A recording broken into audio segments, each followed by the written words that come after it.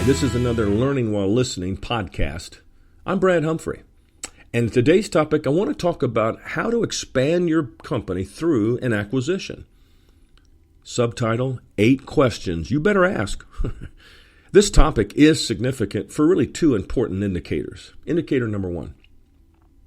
As some owners have experienced, a few years ago, we went through 4, 5, 6 years for some contractors through some difficult times. Anytime you go through a difficult economic period, this often leads owners to perhaps consider, if not put up their business for sale. And it is during this time when a great opportunity could be to buy another company. There's a second indicator that often opens up the door to a purchase. The fact of the matter in this country, we are getting older. With a greater number of soon-to-retire baby boomers fast approaching, and many of them have already retired, many owners in this age group may well be looking to sell their business if they have no children or interested employees to carry the company forward. Thus, we have an interesting chapter in our construction industry. Buying other companies to expand one's marketplace, it's not new to contractors or suppliers or even equipment dealers. It's just that with today's 2 primary indicators, the opportunity may be more easily assessed. But before we jump into too many assumptions, let's first explore why you might want to consider buying another business. First, market dominance. No doubt getting more of the market is every contractor's goal. Adding a broader presence of the same type of work performed may be all that you need to do to shore up more work. Therefore, purchasing another like-me company could be your answer. Another consideration. Geographical expansion. Wanting to take your company's strengths to other towns and cities might also be better attained by just buying a similar company who already has a presence in that new area. They might also already have the needed equipment and the boots on the ground, so to speak, to support fulfilling the work. And yet a third consideration is a new service or product application. Wanting to expand into a service or the use of a specialized product may bear you a great return. Thus, finding another company who provides such a service or product could easily add to your company's resume of total services and products supporting the market. Now that we have briefly highlighted a few reasons why you might want to expand, let's now look at the pros and cons associated with making such a monumental decision. The pros of acquisition. The company you are considering to purchase perhaps already exists, so you don't have to draw up any new company plans. Another pro is that you have a customer base. Loyal customers are awfully hard to buy, so purchasing a company that already has a loyal base is a great pro. A third pro to consider is having relationships established already with another company, with their suppliers and dealers and associations and all those things that go on with that. Another pro of acquiring another company is that they already have vehicles and equipment, and tools and supplies, so it's not exactly like you got to go out and start all over again. It's there. Perhaps another pro is that there is an owner who is motivated to exit, especially due to maybe economic issues or the lack of a successor. Yet another pro is that it may be purchased at a reduced price today. The older an owner gets and the less options they have, you'll find that they often will sell for maybe a little less. Another pro to strongly consider is this company you're looking at buying maybe already has an existing workforce and the leaders who can lead those people, and they already know who those people are. So it's not like you have to get to know a whole new group of people. They've got leaders in place that can do that. And yet another pro option is that adapt to a market and business development strategies will be very easy.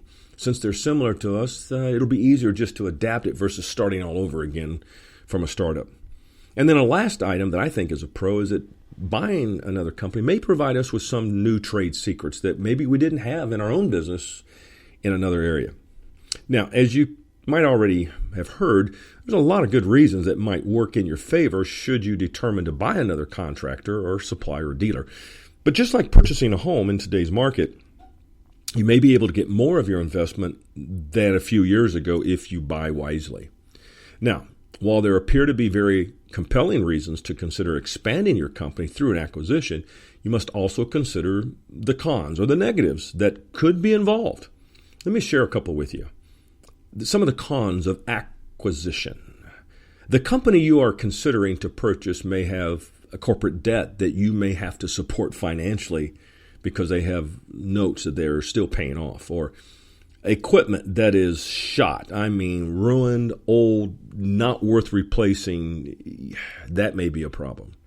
Or a con may be that there are key employees in this new company, but they are not committed to staying with the new ownership. Another potential negative would be customers who are loyal to the present owner, but not necessarily to you if you're in the purchasing mode.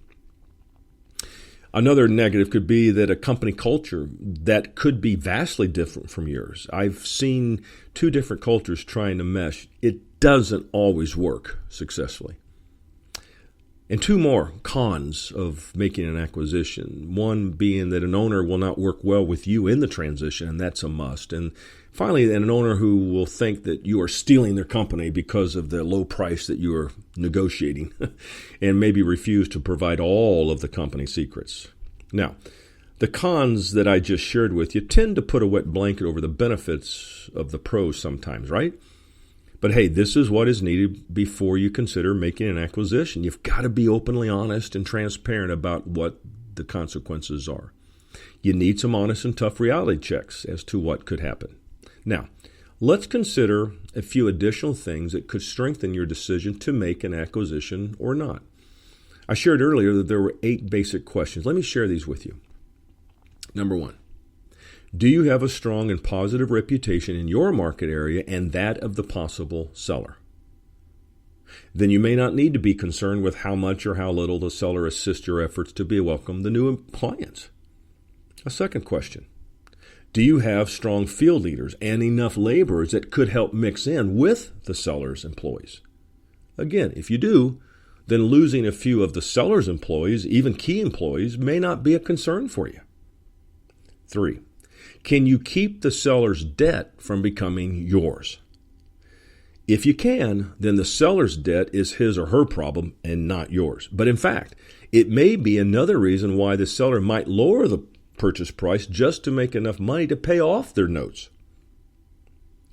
A fourth question. Do you have a strategic plan developed that includes a marketing plan? Do you have a work plan on how to incorporate the seller's company, past work, their workers, that type of thing? If you do, then adding more potential firepower or more customers to your already existing customer base might make sense. A fifth question. Does the seller possess a particularly specialty service or product that would make a significant impact to your existing business and that would cost too much for you to develop on your own? If the answer to this is yes, then maybe this is a good company to consider buying. 6. Will the seller agree to a strict buyout contract and will contractually commit to not compete with you in any form or fashion? Non-compete contracts are difficult to enforce, but you will need to make this part of the purchase or the deal is off. In my mind, this is a game changer. This is a deal breaker. This may not be an issue if the seller has no successor, so don't overreact. However, if the seller has children that may want to go into the business and use old dad and or mom as a salesperson or work to move old customers to the kid's new startup, you better be careful. 7. Do you have the cash flow and financial strength to make the purchase and then feed it for a period of time? Remember, cash is king with the bank, so you may work hard to find available financing without putting down a lot of money. Then you'll need to show the cash flow to pay your bills of the acquired company. However, some owners of business might be willing to carry a financial note until you can arrange for third-party financing. Remember, lots of options to explore, so explore. This might involve getting a good financial advisor. And then the last question. Do you have good legal and financial support? Now, you're going to need a good attorney anytime you're looking at purchasing another business. Never buy the business on a handshake. Those days are long gone. If you move forward in your pursuit of buying another company, do not try to construct all the needed documents yourself. Number one, it's foolish unless you're an attorney. But go to an attorney that specializes or has an expertise on their staff for purchasing businesses. Buying another business, even from a good friend, boy, can really lead to some horrific post-purchase problems. Secure a good M&A, merger and acquisition lawyer, and a trusted financial expert who deals with acquisitions. In the big picture of acquisitions, I think that this current economic time that we're in could be a great time to look at some expansion of your company, even if it means going into other markets where perhaps an acquisition makes sense. If you're confident about your firm's strengths and have a proven track record, and you've addressed the 8 questions I just asked you, then buying another construction company may make a lot of sense. As we all know, the only 2 things for sure in life are taxes and death. By the way, we all have Ben Franklin to thank for that little quip. But you can see what our politicians are trying to do about our taxes, unfortunately. But more importantly, don't allow all of this deciding to acquire and not lead to an early death. Hey, stay in the hunt, be wise, get good counsel, and expand your business. Again, this is Brad Humphrey. I hope you've enjoyed this Learning While Listening podcast.